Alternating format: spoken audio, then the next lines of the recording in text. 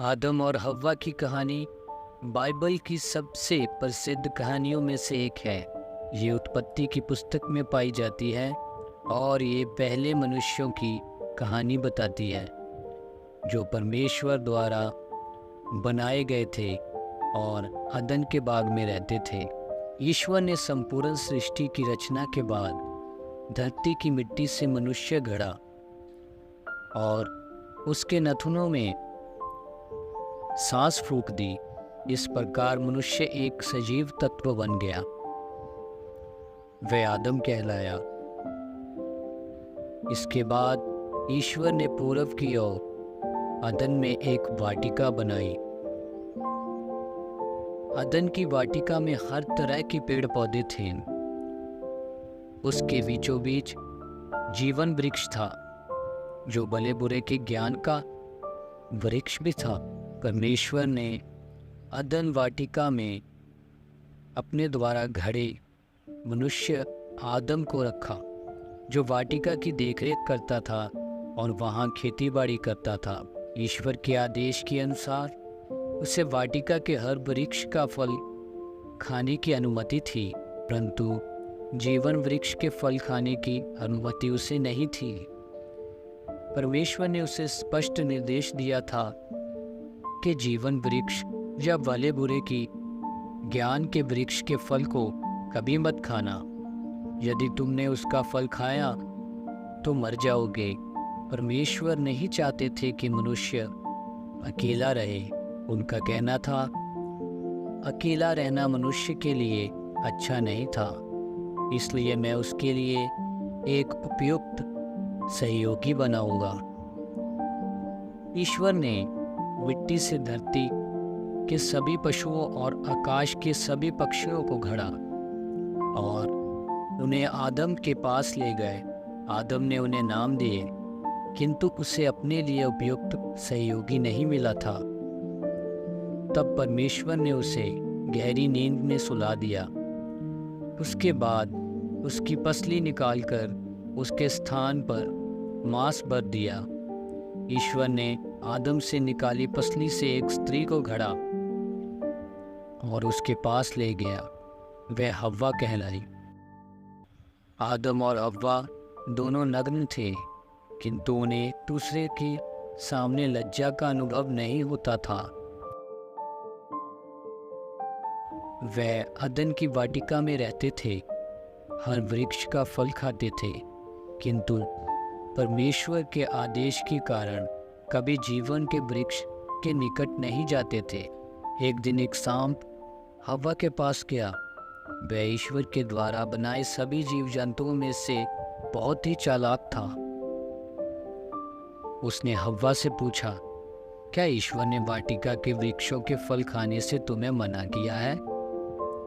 हव्वा ने उत्तर दिया, नहीं, हम वाटिका के सभी वृक्षों से फल खा सकते हैं, परंतु वाटिका के बीचों बीच स्थित जीवन वृक्ष के फल खाने से परमेश्वर ने हमें मना किया है। उन्होंने हमें उसे स्पर्श तक करने से मना किया है। हम उसे खाएंगे तो अवश्य मर जाएंगे। ये बात सुनकर सांप ने हव्वा को फुसलाते हुए कहा, ऐसा नहीं है, तुम नहीं मरोगी। ईश्वर ने तुम्हें वह फल खाने से इसलिए मना किया है क्योंकि उसका फल खाने से तुम्हारी आंखें खुल जाएंगी, तुम्हें भले बुरे का ज्ञान हो जाएगा और इस प्रकार तुम परमेश्वर के समान हो जाओगी। उस वृक्ष का फल अति स्वादिष्ट है, तुम्हें उसे अवश्य खाना चाहिए। हव्वा ने सोचा कि उस वृक्ष का फल देखने में अच्छा है, खाने में स्वादिष्ट है और तो और उसे खाने से भले बुरे का ज्ञान भी प्राप्त होता है, तो वह खाकर देखने में हर्ज क्या है। उसने वह फल तोड़कर खा लिया और आदम को भी दिया। आदम ने भी फल खा लिया। फल खाते ही दोनों की आंखें खुल गई। उन्हें ज्ञान हुआ कि वे नग्न हैं। उन्हें इस अवस्था में एक दूसरे के सामने लज्जा का अनुभव होने लगा, इसलिए अंजीर के पत्ते जोड़ जोड़ कर उन्होंने अपने लिए लंगोट बना लिए और उन्हें अपने शरीर के इर्द गिर्द पहन लिया। उसी समय अदन वाटिका में टहलते हुए परमेश्वर की वाणी उन्हें सुनाई पड़ी और वे लज्जा और भय से वृक्षों के पीछे छिप गए। ईश्वर ने आदम को पुकारा, तुम कहाँ हो आदम? आदम ने उत्तर दिया, हे परमेश्वर, मैं नंगा हूँ, इसलिए तुझसे छिप गया हूँ। परमेश्वर ने पूछा, तुम्हें किसने बताया कि तुम नग्न हो? क्या तुमने उस वृक्ष का फल खाया है जिसे खाने से मैंने तुम्हें मना किया था? आदम ने उत्तर दिया, परमेश्वर, तूने जिस स्त्री को मेरे साथ रहने के लिए बनाया उसी ने मुझे उस वृक्ष का फल ला कर दिया और मैंने वह खा लिया। ईश्वर ने हव्वा से पूछा, क्या तुमने ये किया है? हव्वा ने उत्तर दिया, सांप ने मुझे फुसला दिया और मैंने उस वृक्ष का फल खा लिया। तब परमेश्वर ने सांप से कहा, तूने ये किया है इसलिए तू सभी घरेलू और जंगली जानवरों में शापित होगा। तू पेट के बल चलेगा और जीवन भर मिट्टी खाएगा। मैं तेरे और स्त्री के बीच, तेरे वंश और उसके वंश के बीच शत्रुता उत्पन्न करूँगा। वह तेरा सिर कुचल देगा और तू उनकी एड़ी कटेगा। ईश्वर ने हव्वा से कहा, मैं तुम्हारी गर्भ अवस्था का कष्ट बढ़ाऊंगा और तुम पीड़ा में संतान को जन्म दोगी। तुम्हारा पति तुम पर शासन करेगा।